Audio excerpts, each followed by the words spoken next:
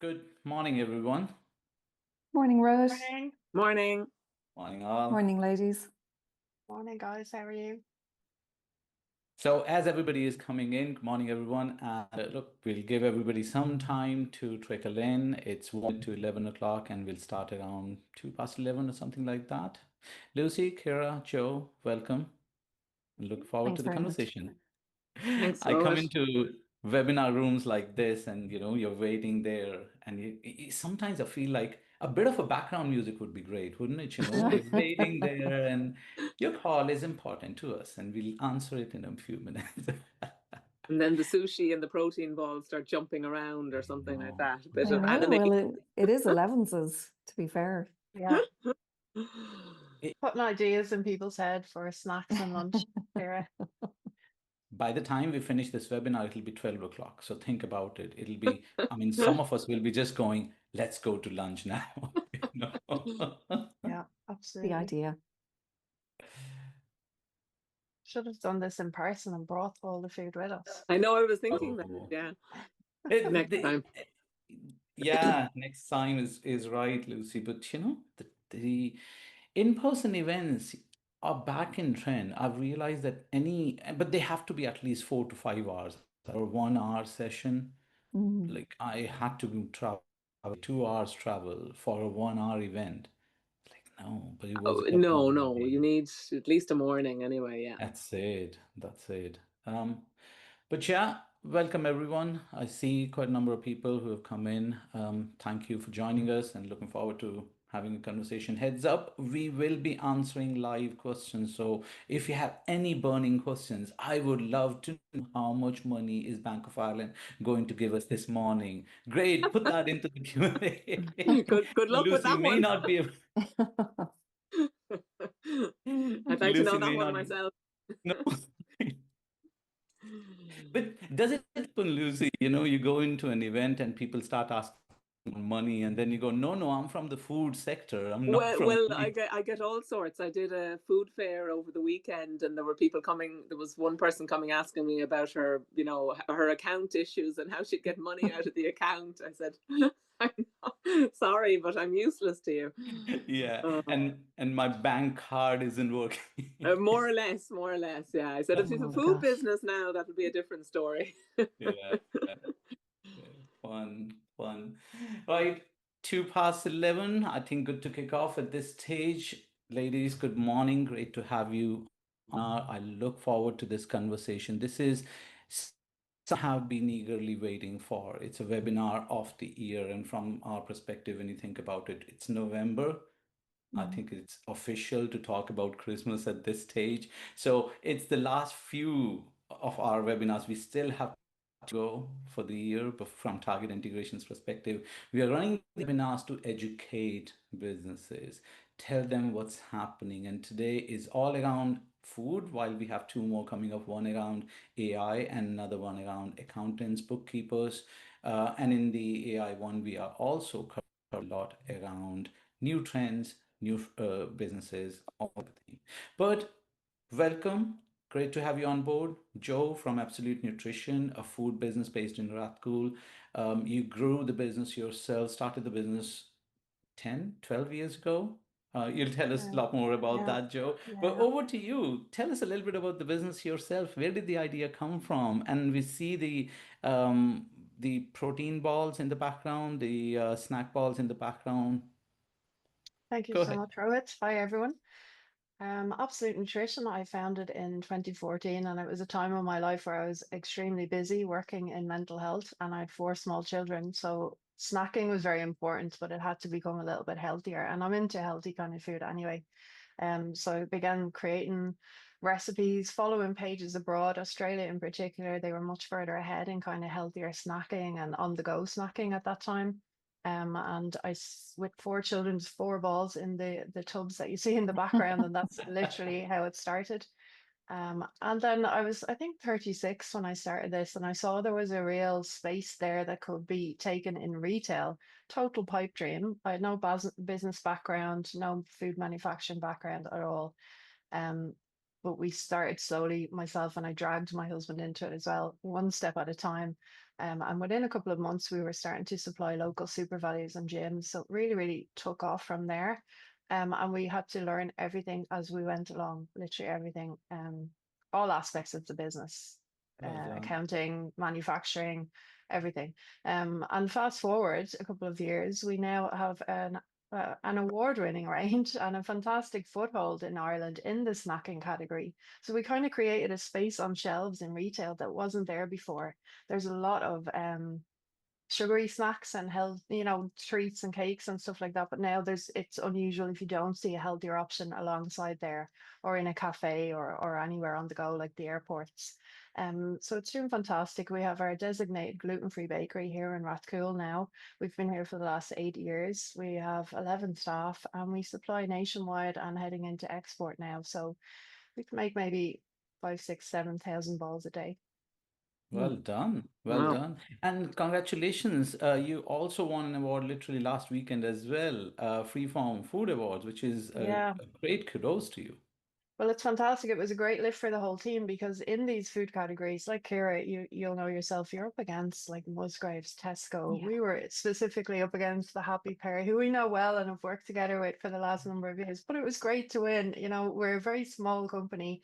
And up till about last year, I think I was doing all the marketing and MPD and everything myself. So now I have a bit more support, and it's great recognition when you are winning these awards over teams that maybe have a lot more people and a lot more funding than you do. So it was a fantastic achievement. We're delighted. So we got gold, bronze, and silver in 2 different categories, just in case anyone didn't see it. Brilliant. Amazing. Congratulations. Thank you. And Kira, moving on to yourself, again, another very popular business, trendy business as well, because sushi, I think when you started the business, wasn't the most popular delicacy out there, and definitely not in the supermarkets either. How did you come up with the idea? How did you start? And what has been the journey like so far? Oh my gosh, how do you sum up I 19 years know. now in a few minutes? Well, thanks very much for having me on the webinar. It's lovely to be here. So a bit like Joe, I started very small from the home kitchen after completing my degree in Trinity. So it was through the degree I went over with the business school to Tokyo, and I studied Japanese business and language over there for a semester, and I just fell in love with the food, the culture. But I bought a house here actually before I had gone on that trip. So I was committed, had a mortgage, but what am I going to do now? So yeah, in 2006, there were really very few Japanese food options in Dublin, certainly. And I had a very low budget, and the easiest way into the market was I discovered through the farmers market, I was able to take a stand for, I think it was €60. It was fairly low level of commitment, but it gave me instant customer feedback, direct consumer, what they liked, what they didn't like, who knew what. And when Oishi began, it was to be a broad food concept, meaning delicious in Japanese, but everybody wanted sushi. Yeah. They'd even say, we'll go and do our shopping in the super value just to give you time to make it. It was very slow.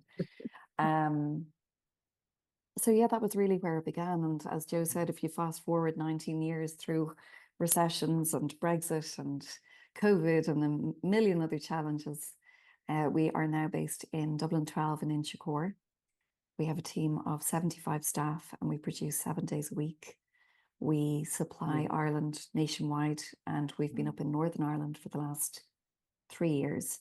So, and probably a bit what Joe has done with the healthy snacking category. I feel that we've had a large role to play in the food to go category in chilled convenience.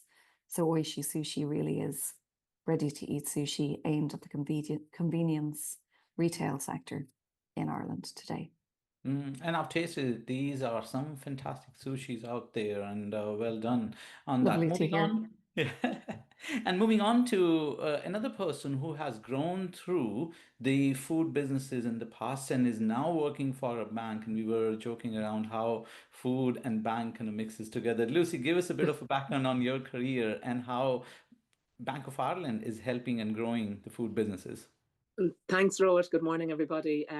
Yes, well, I suppose my career path was a little bit different. I worked for different food and drink suppliers for almost 30 years, from Diageo abroad to C&C Bulmers to Valio Foods to Be Free Foods and a few more in between.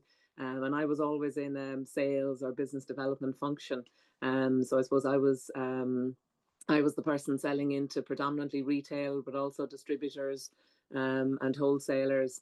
And then a couple of years ago, I joined Bank of Ireland. And I suppose this role is one of 7 on a sectors team, and we all come from industry.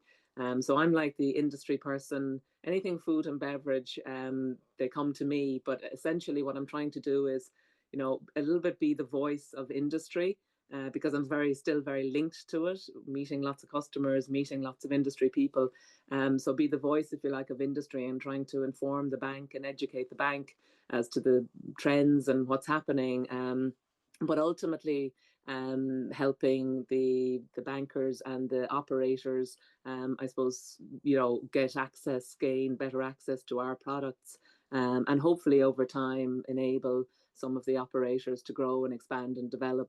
I'm really passionate about Irish food and drink, and I just love hearing these stories, like the ones from Ciara and Joe this morning. And there's just so many of those great stories out there. So, yeah, that's how I'm here. And it's as I said, it's a job of translation, because bankers don't always understand industry people, and industry people don't always understand what the bank wants. So it's trying to, I suppose, bridge the gap, if you like, in a sort of a way. Yeah.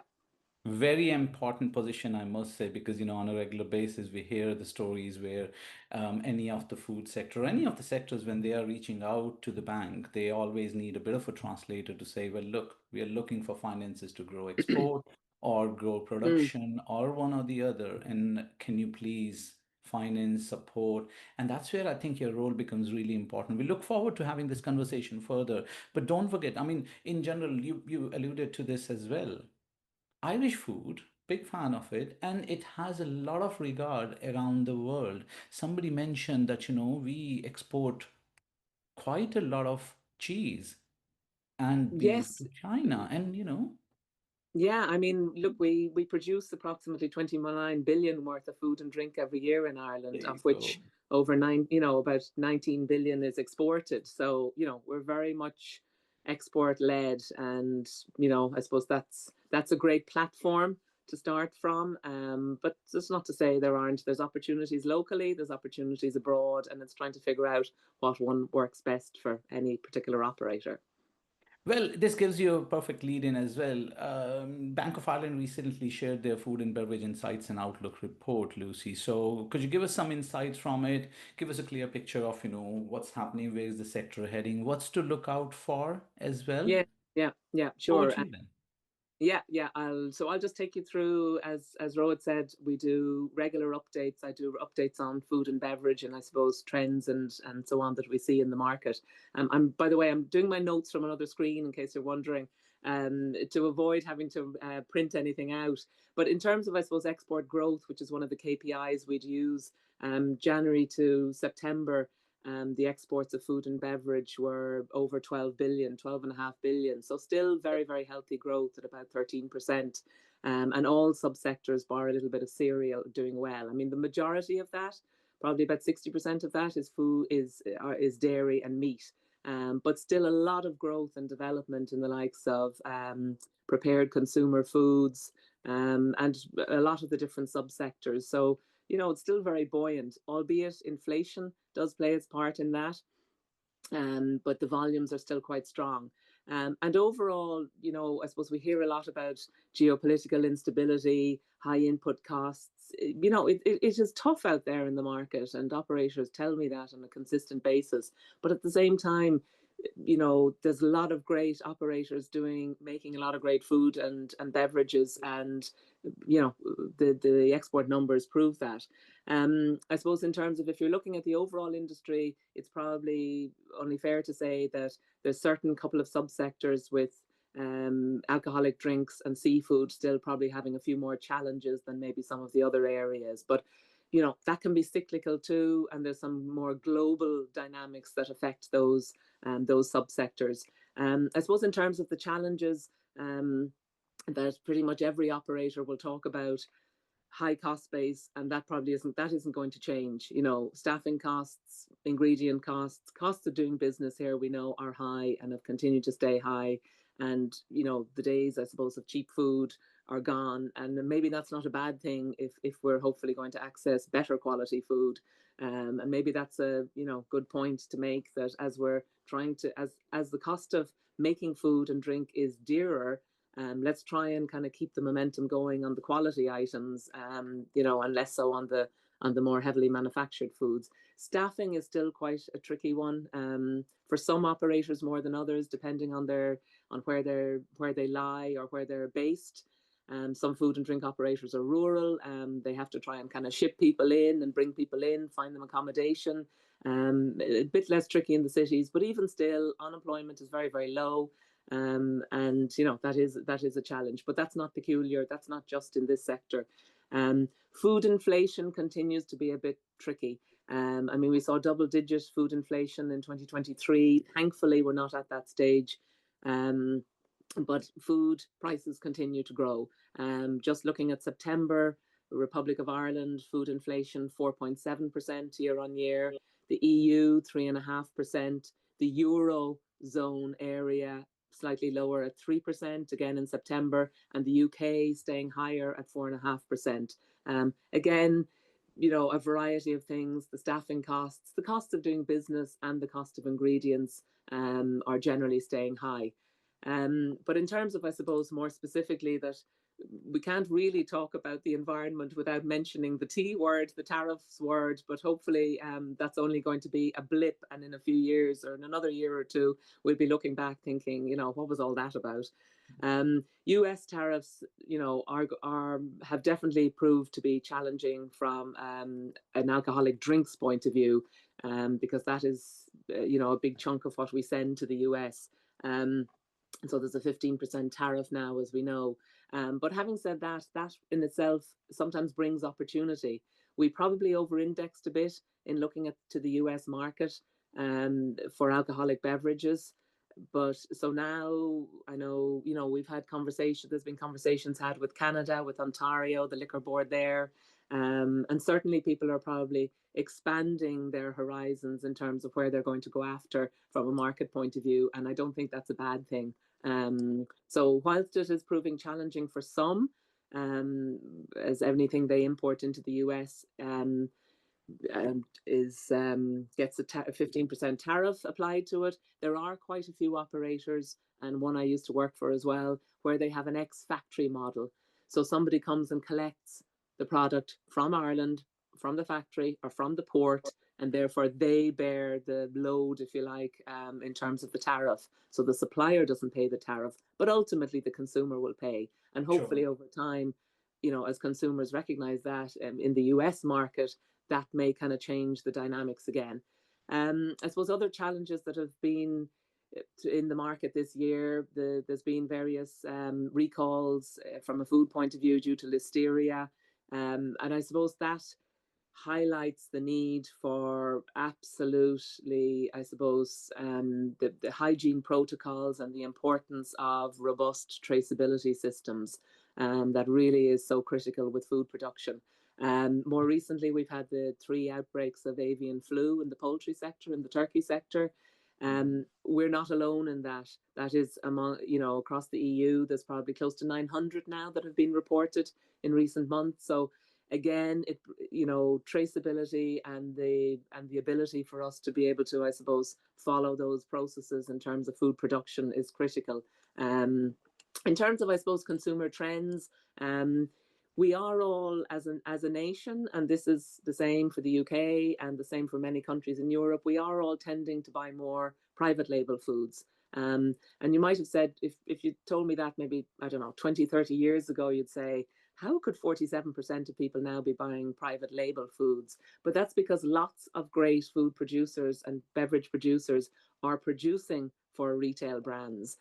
So in a way that has lifted the whole quality. It's not just about the kind of private label we had several decades ago. We now have such amazing food products that are made for retailers. And again, I suppose the backing of retailers in terms of accessing those various foods and beverages has enabled that. So you might think, okay, the days of branding is dwindling, but that's not the case.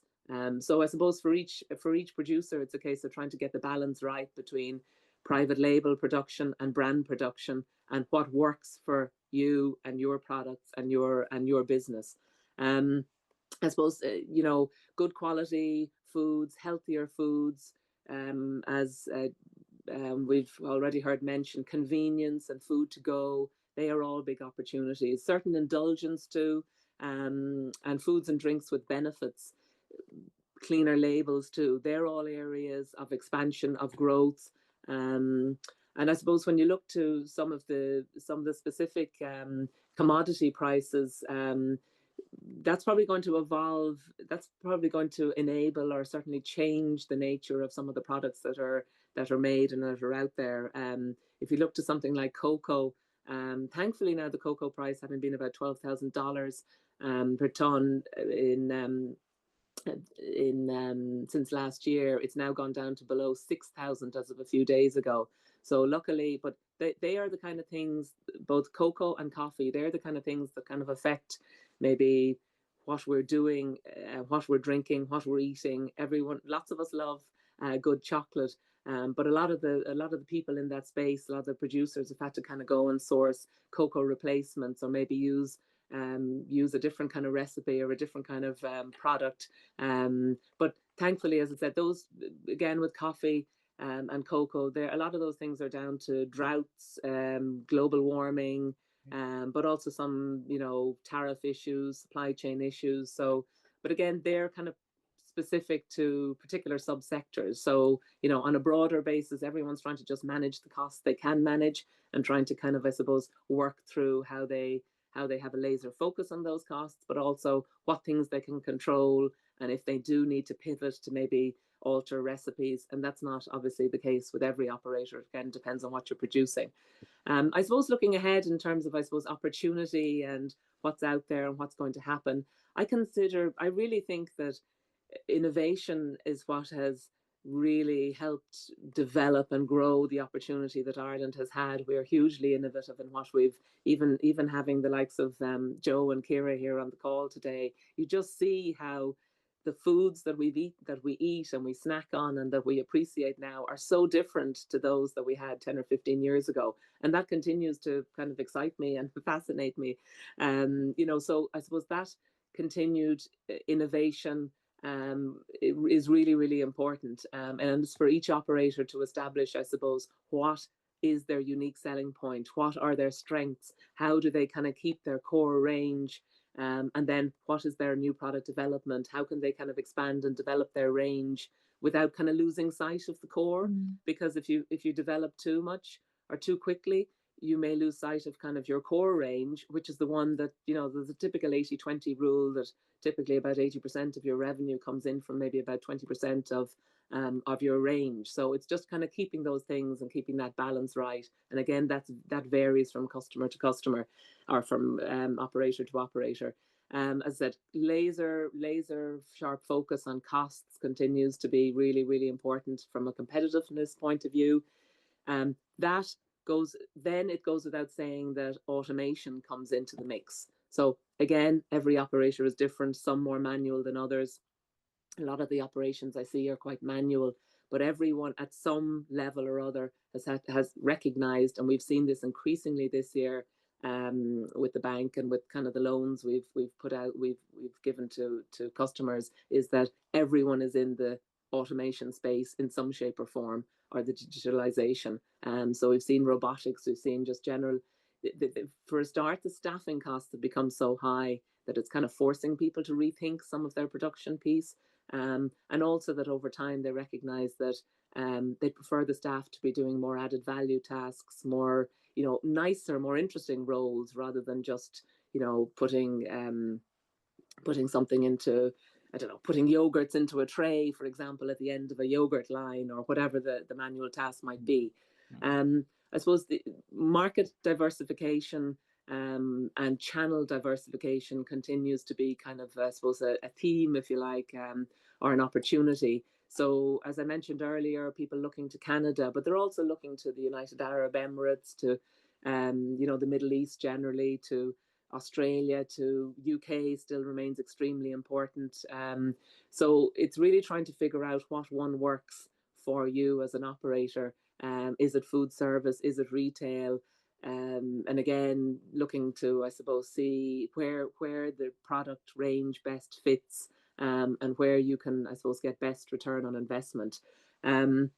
Also, I would say that operators I see are very much more nuanced now. Instead of being a bakery, they might be a bakery that makes flatbreads, or they might be a bakery that make burger buns, or they might be a bakery that specializes in pizza bases. And they are then going to specific channels or specific markets. They may be following the pizza trail, or they may be following the burger joints, or, it's very much more nuanced and specific depending again on your area of expertise. I suppose being adaptable, as I mentioned, kind of figuring out what your core range is, but also, can you deliver more on your brand, or do you want to fill your factory and have some efficiencies gleaned from, a private label contract that might be beneficial to you? So continue, I suppose, to leverage your strengths and your unique selling points. I think is really important. You mentioned at the beginning, Rohit, I suppose our quality, and our whole Ireland Inc. as a kind of a quality producer of food is a brilliant launch pad, is a brilliant kind of background to have, and it's just continuing to, I suppose, use that as a way of selling the product, whether it be here, but more specifically abroad. There'll be certain regulations coming in now that will prove, I suppose, if you like, problematic or challenging for some areas, the likes of the kind of EU anti-deforestation, where you'll have to prove that your coffee or chocolate or whatever you're sourcing and a particular type of certain products, that they didn't have an impact in terms of deforestation. There is very recent talk that EU deforestation rule will actually be delayed, or that law will be delayed, which will probably give a little bit of reprieve, because that was also impacting on some of the kind of coffee prices. So, and again, the other one that you need to look out for, I suppose, in terms of regulation will be around sustainability. So the Corporate Social Responsibility Directive from the EU they've kind of rolled back a little bit from that to say that it's just going to be bigger companies. But over time, I think from a sustainability point of view, the consumer maybe isn't as demanding at the moment from a sustainability point of view, because they have more worries around cost of living and other kinds of things. But it will come back on the agenda, both from a regulation point of view and the fact that, in another few years, it will be assumed that you have a relatively sustainable way of operating. But that isn't just about kind of the ESG or having a plan. It's more about, I suppose, making your own business sustainable, being, I suppose, charging a fair price for your product, treating your people well, conserving your energy usage. It's a kind of a much broader approach than just being, as I said, compliant from an ESG point of view. So I suppose all the time, really, innovation is key in terms of everything you do, whether it be, and I suppose I know it can be a bit of a buzzword, but I mean innovation in terms of kind of constantly rethinking, is this the most efficient way I can do something? Is this the best use of my staff? Or is this the best product range that I can put out there? Is this the best way I can run my operation? So it's constantly kind of thinking about your goals, your ambition, your capability, and how you do all that, your day-to-day workings, your ways of working. So I think, what lies ahead, look, there's still uncertainty. We know the world has become more volatile, more uncertain, but there's lots of things, thankfully, we can still control. Lots of reasons to be really enthused and energized about the market here and the markets abroad, based on what we've said about exports. So I think it's really just trying to kind of knuckle down and focus on the core strengths that each of these businesses have. And as I said, bringing in the element of, how can I do it better? Not necessarily faster, but how can I do it better? You have to be more efficient when you consider AI and all the elements of automation that are coming in. You can't kind of keep doing things the same way. And it's just trying to preserve what you have in terms of your business and your brand without losing that integrity, but by maybe figuring out, can I do it more efficiently, and can I do it in such a way that, I have a sustainable business in another 5, 10, 20 years. So that's pretty much it in a nutshell, Rohit. It's a fantastic outlook. I mean, the overview is fantastic. Thank you, Lucy. This is very useful, very enlightening. I hope all of our audience and Kira and Joe, you were able to pick up some of the nuggets there. We have always Definitely. said the Q&A section is open. So for anybody, I already have a question for you, Kira, at this stage, and I'll ask you in a minute. But Q&A section on Zoom and Q&A section on LinkedIn are both open. So if you have any questions, please feel free to type them there, and we'll answer them live, and we'll ask the panelists here on the webinar. Lucy, very insightful. Thank you. And yes, you're right. Theme is still the same, but challenges are still there as well. And theme is innovation and automation is what we will actually grow you further, help you grow Yeah. further. Is it fair to say that the report put out by Bank of Ireland is available to download from the Bank of Ireland website, or can it be Yeah. shared? Yes, I can certainly share it with you Brilliant. afterwards. It can be shared directly, and it is housed as well on our business banking website. As are any of I'll be doing another report in December. It's a shorter, more concise report, and just talking about some of the kind of more, I suppose, newsworthy items, if you like, or things up the agenda. Yeah. That'll be great. Thank you, Lucy. Kira, Joe, moving on to yourself at this stage, and Kira, from your perspective, I mean, you've grown the business significantly. The growth has been fantastic. But what challenges did you face throughout this journey? Which of these kind of themes put out by Lucy as well were useful, and you actually implemented some of those in your business? Would you want to give everybody a bit of an insight inside Oishi Foods growth? Yeah, well, definitely. I suppose sometimes you have to nearly remember where you came from to see how far you've come. From the Tefal rice cooker purchased in Argos for, I think, about €26, cutting every sushi roll by hand, cutting out the labels with a Stanley knife on a rule, getting 5 to the page. Really, really small beginnings. That's not sustainable for long-term growth. So automation was key, and often it's baby steps, because you have to finance it and you have to kind of feel your way, and definitely support from bodies like, whether it's the banking institutions or the enterprise boards, the supports along the way. But yeah, we've had to automate, as Lucy said. There was a very high cost base for sushi, the raw materials, the fish, the rice, the seaweed, and lots of kind of factors also causing those fluctuations in price, be it, the drought affecting the rice harvest, staff costs, and even you mentioned the nature of repetitive tasks. We're doing a lot of small, very repetitive, laborious tasks, day in, day out, shift in, shift out. So staffing in itself is a challenge, and then getting staff to do those very repetitive menial tasks. And Lucy, you hit the nail on the head there when you said, what you want to not reduce your staff numbers necessarily, but focus your labor on the more value added tasks, the upskill, which is really, really key. So yeah, I mean, we've implemented lots of kind of automation here and there, from a banding machine which applies the label, whereas previously, at one point, we were hand applying up to 30,000 labels a week. Wow. And this was a task that was very monotonous, very repetitive, and a machine could do it more consistently, more accurately, and wouldn't tire. Now, it does break down from time to time, but in the whole, it was a much better move forward. You move from small domestic cookers to the more integrated. You mentioned smart technology, and I came across IoT, Internet of Things. Oh, yeah. Never knew what that was, but we have it.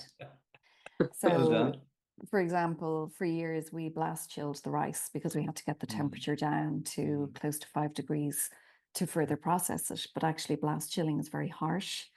It can cause this kind of crusting on the rice, and it sucks out the moisture and makes it harder than you would want.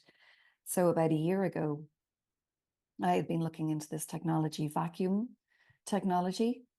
And actually, I think we're the only ones in Ireland to be using vacuum technology, but it's like a reversal of the blast chill. Instead of blasting the rice with cool air, the vacuum removes the hot air from the rice Interesting. and actually leaves us with a bouncier, softer rice.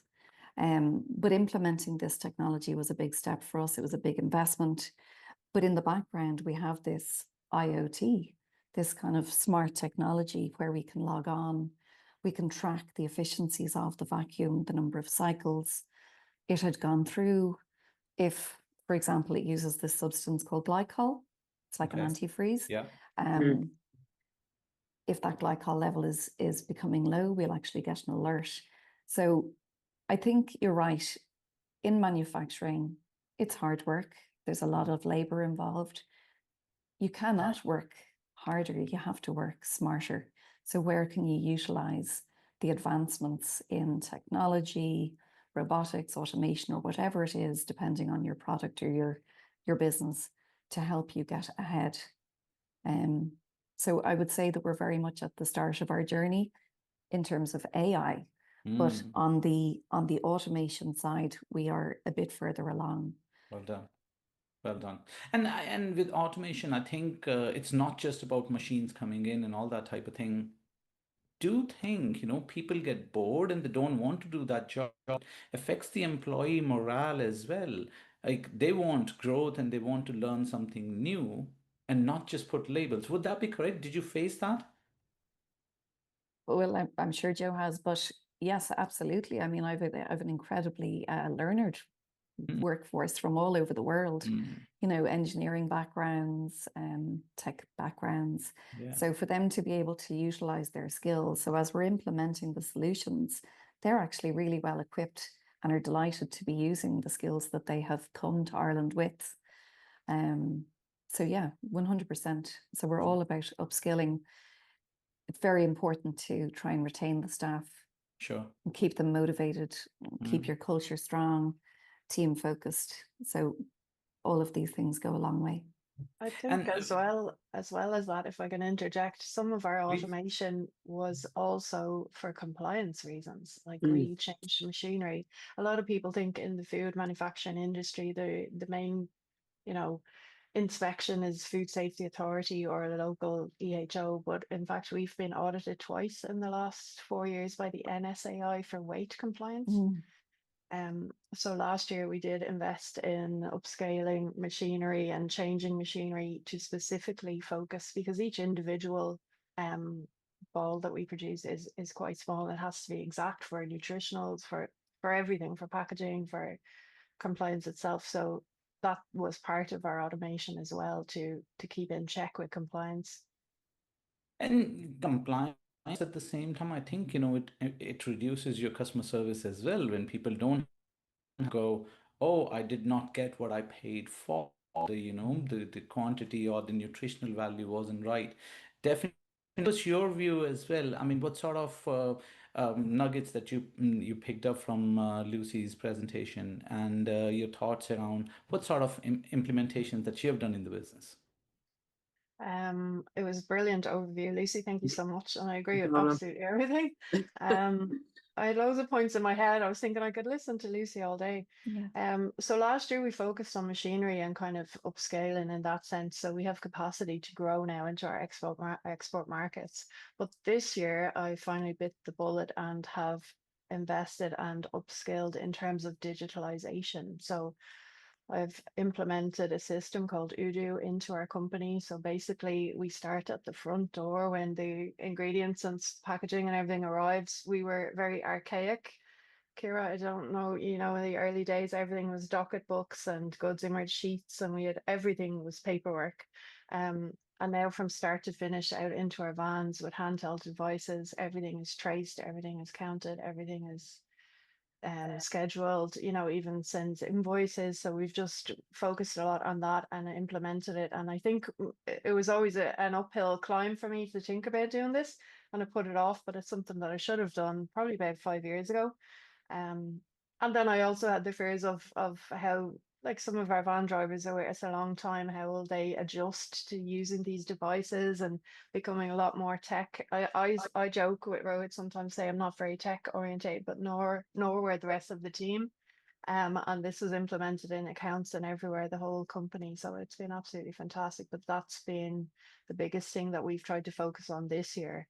And I sleep better at night now because I know my traceability is, you know, that's the one thing as a food manufacturer that I always worry about when you're sending food out into multiple retailers across the country.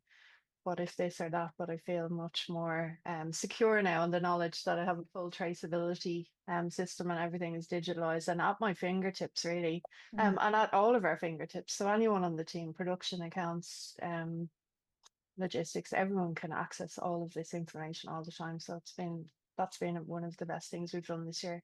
Well done. And I always say you don't know what you don't know. So you have to start from somewhere. And Kira, when you mentioned, this new technology, sometimes you come across a problem and you don't know what the solution will be. Like, and where do you start from? And of course, Kira, from going have a challenge here because we need to reduce the temperature of the rice. We have been doing in a particular way, but that's not Mm. sustainable, not working out well.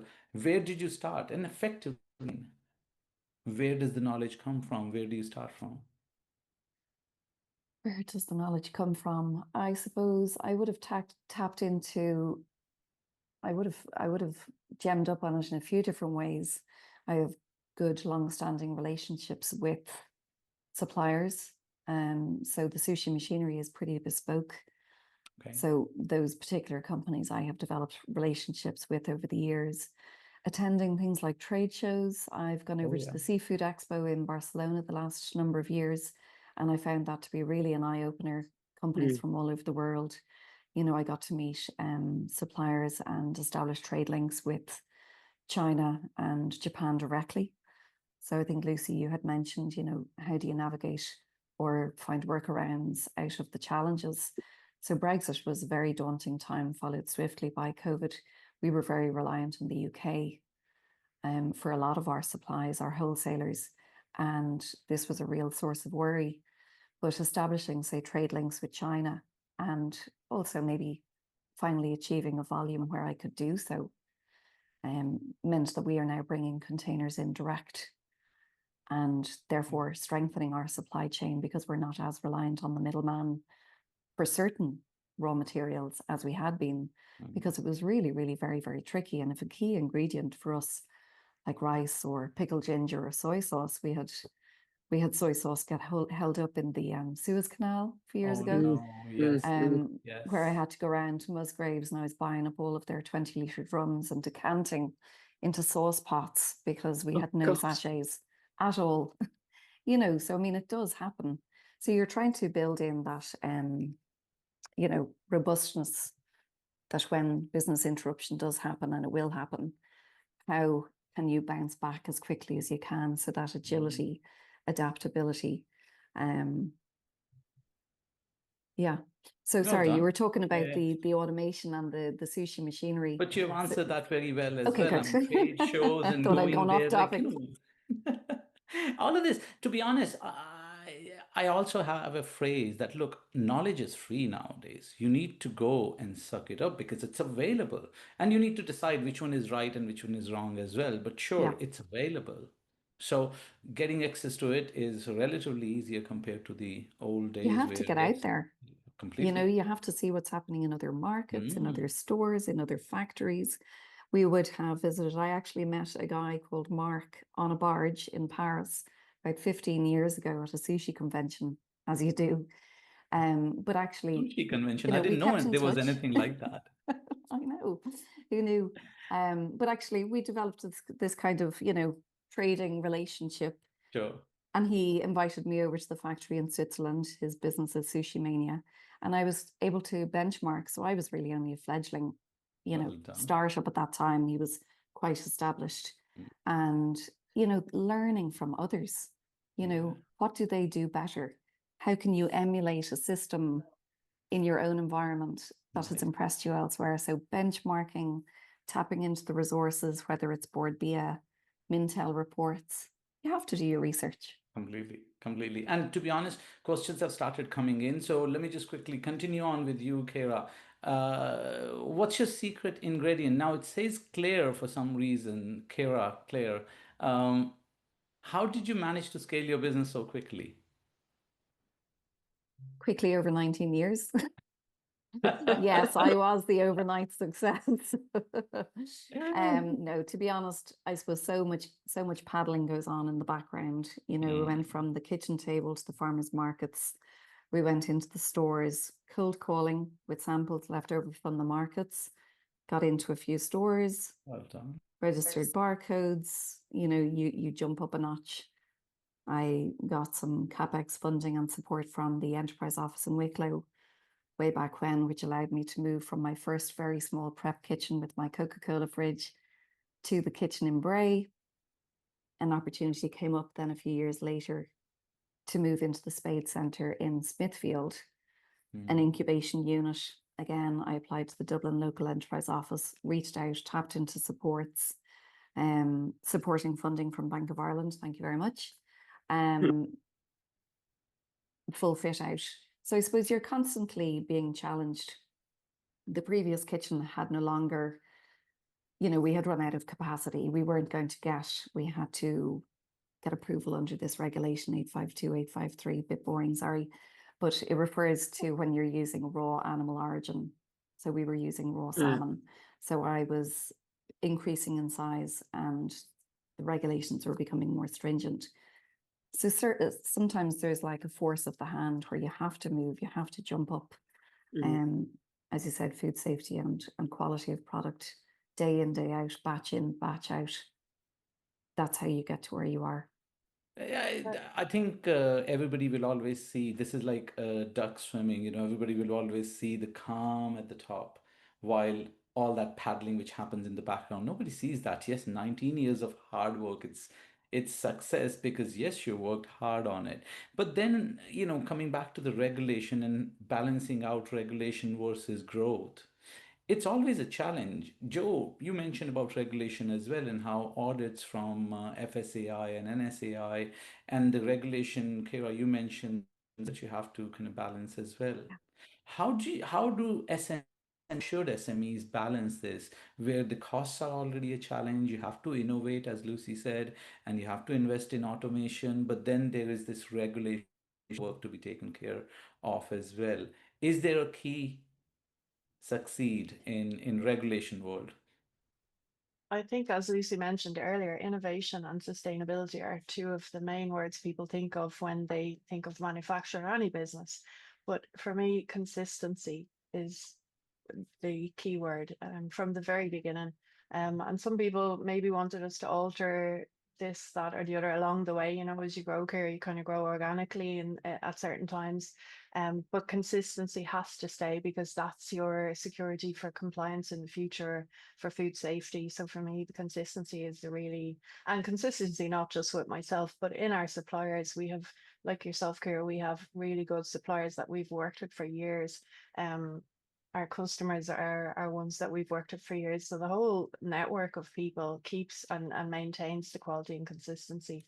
But that's what I rely on in terms of compliance and the quality and consistency of what I've been doing and not changing it or, you know, of course, change is great, but trying to maintain the quality as you grow and change. Like like Kira, I started off very, very small in a small kitchen, and it's fantastic when you make balls at home for yourself and your children and your lovely mixer, and it's so nice and cute.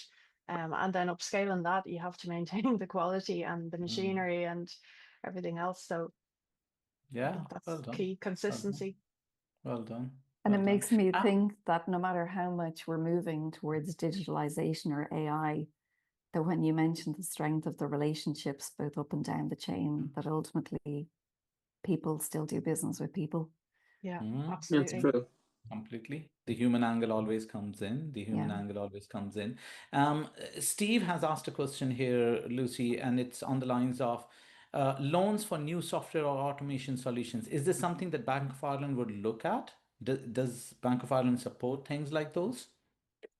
Yes, I mean, I suppose yes, in short. It obviously depends on every individual case is different, because ultimately the bank wants to know and be comfortable with the repayment capacity.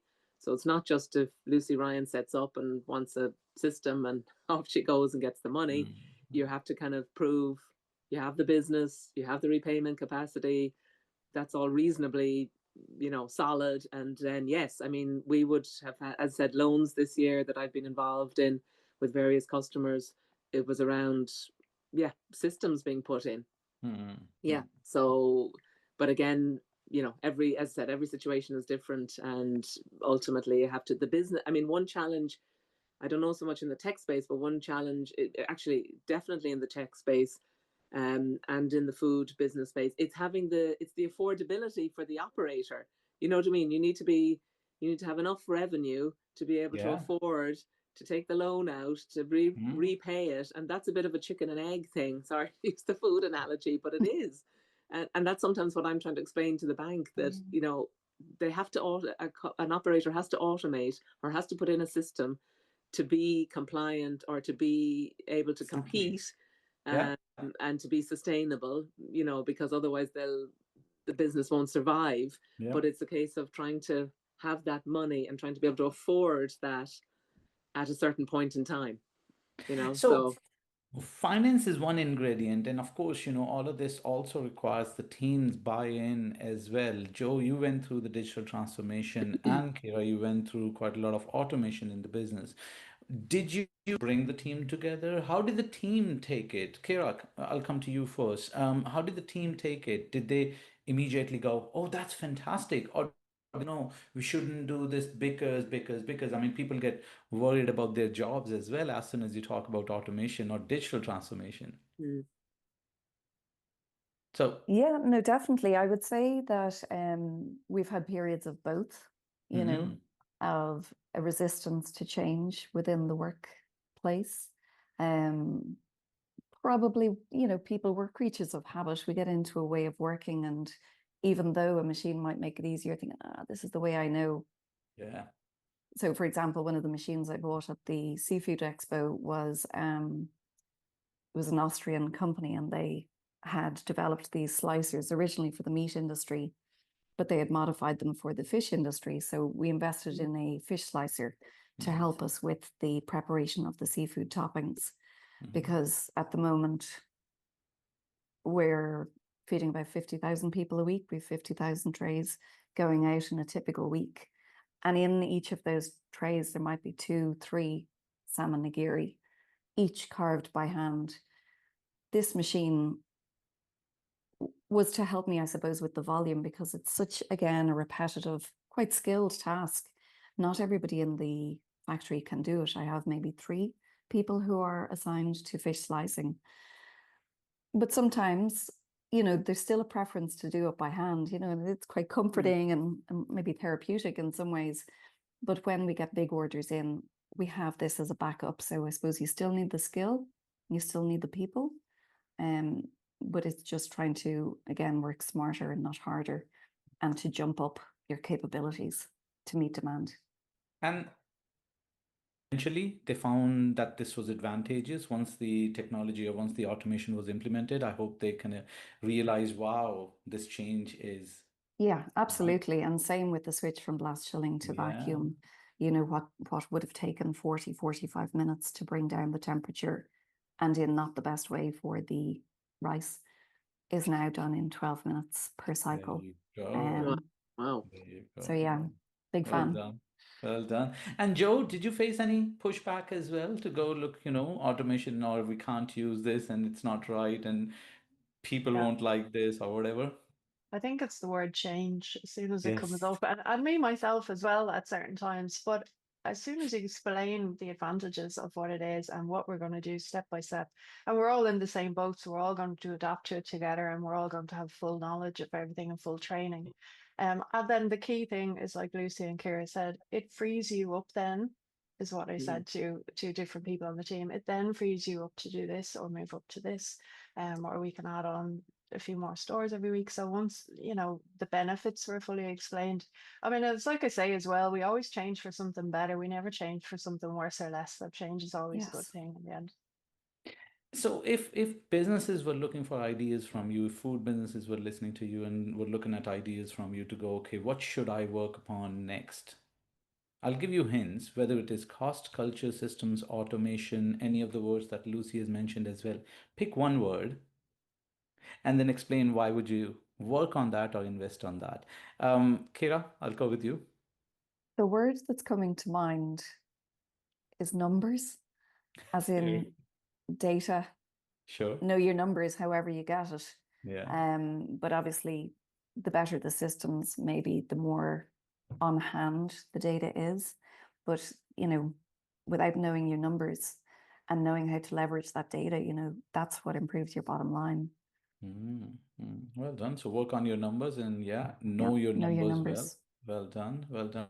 Lucy, from your perspective, what do you think that business look at? And of course, numbers are fantastic because that's what look at, financial institutions look at, your local enterprise, EI, everybody is looking at what numbers are you producing ultimately. As a successful business, you have to be profitable and you have to be Yeah. sustainable, tradable. What's bank's view or what's your personal view as well, knowing the Well, business experience?